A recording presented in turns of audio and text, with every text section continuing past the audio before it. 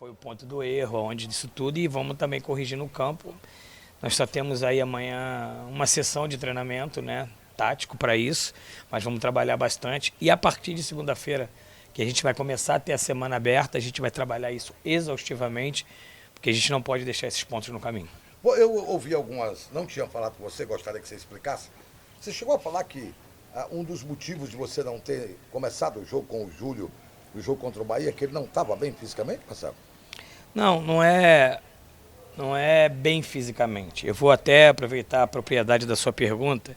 O Júlio é um jogador de 35 anos. O Júlio estava 7 meses sem jogar. Pela nossa necessidade, o Júlio veio e teve uma sessão de jogos muito desgastante para ele. Então, quando a gente toma uma decisão ou de iniciar com o Júlio ou de colocar ele durante o jogo, é toda uma decisão estudada por todos os departamentos, porque a gente precisa entender, o Júlio talvez seja o jogador de maior poder de finalização que a gente tem.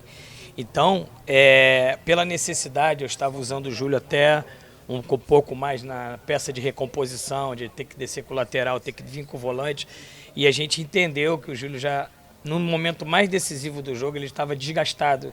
Na hora que a perna tinha que estar boa para definir, ele estava desgastado. Então, o Júlio tem que ser um cara que a gente tem que ter um planejamento especial para ele, para que ele possa render tudo aquilo que ele rendeu no último jogo. Eu tive uma conversa hoje com o Júlio, muito boa, onde ele confessou para mim que foi o jogo que ele se sentiu melhor fisicamente, aonde que ele entrou, que a perna estava boa.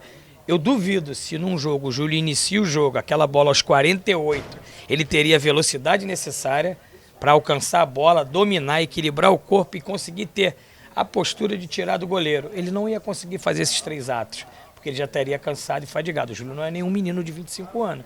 Então, quando a gente traça um planejamento ou para ele começar ou para ele entrar durante o jogo, é que a gente possa extrair dele a melhor performance e que ele seja letal para o adversário, como ele foi no último jogo. Então, eu entendo que a estratégia que foi usada por Júlio no jogo do Bahia, ela funcionou muito bem.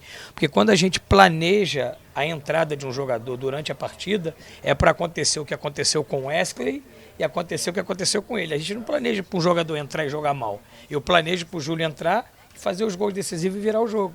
Foi quase o que ele conseguiu. Então, eu acho que está todo mundo de parabéns pela decisão que tomou, ou dele iniciar ou dele entrar, mas que ele esteja bem no momento e seja decisivo para o time. Marcelo, como é que você está administrando aí a história da ansiedade com os teus jogadores? Que a coisa está afunilando, o número de jogos está diminuindo e a necessidade de número de vitórias continua a mesma. Passar a tranquilidade necessária para eles nesse momento, né? Eu acho que nós tivemos uma evolução muito grande desde que eu cheguei aqui, em todos os aspectos, psicológico, físico, técnico, tático, e sem ter tempo de treinar. Então eu acho que os meninos conseguiram absorver e comprar minha ideia de trabalho, né? Eu acredito que a nossa evolução ela vai melhorar muito a partir de segunda-feira, quando podemos ter um trabalho em um tempo hábil de recuperação dos atletas de um jogo para o outro, treinamentos mais específicos, técnico e tático dentro das funções e do posicionamento do time. Então, se o time já houve uma evolução muito boa e nós hoje estamos no nosso planejamento de 6 jogos, 6 vitórias e 1 empate, que a gente entende que com 44 pontos a gente livra, então a gente precisa de 6 vitórias e 1 empate. Então, eu acho que por tudo essa média que a gente precisou ter desde o momento que eu cheguei, lembra que eu falei que era 50% de aproveitamento? Então a gente ainda está dentro desse 50%, a gente precisa de 6 mais um empate. Talvez com 6 vitórias a gente consiga com 43, mas para que não tenha margem de erro, 44, 45. Então assim, a gente tendo que remontar uma equipe dentro da competição, jogadores voltando DM, jogadores sendo contratados, que ainda não teve nem oportunidade de estrear, que é o caso do Eninho, eu acho que a gente conseguiu manter uma linha de trabalho muito boa e faltando 12 rodadas, a gente ainda depender dos 50% mais um empate. Então eu acho que a gente está no caminho certo. Aliás, vou falar em Eninho, quando é que o Eninho vai estar à sua disposição? Rapaz, eu espero que para esse jogo a gente já tenha alguma novidade. Tá? Vamos avaliar o dia de trabalho dele hoje, vamos ter uma conversa com ele, pode ser que tenha uma surpresa já boa e positiva, pode ser que ele tenha a oportunidade de já ser relacionado para esse jogo de sábado. Vamos definir hoje o dia de trabalho dele, depois vamos ter uma reunião entre os departamentos, mais o atleta, para que a gente possa definir a possibilidade dele já ir para esse jogo ou não. Beleza, tá Tendo o importante o Eninho, papo. né, tendo a condição, é claro que eu acredito que ele não começaria, Marcelo? Talvez não. Ele ainda está num momento de progressão, né?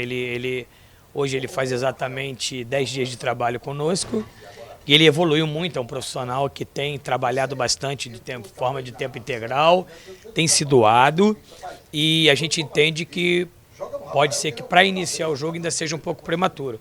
Mas para ele ser relacionado, ele ir para o banco, para entrar durante o jogo, que é um jogador de muito potencial e decisivo, pode ser que tenha essa oportunidade e nós vamos definir amanhã no treinamento. A minha pergunta, na verdade, era essa. O que você ganharia tendo ele como opção ali no banco mesmo? Jogador muito experiente, né? Um jogador decisivo, um jogador com uma bola parada fantástica, um poder de finalização de média distância muito grande, um jogador que tem um último passe muito qualificado.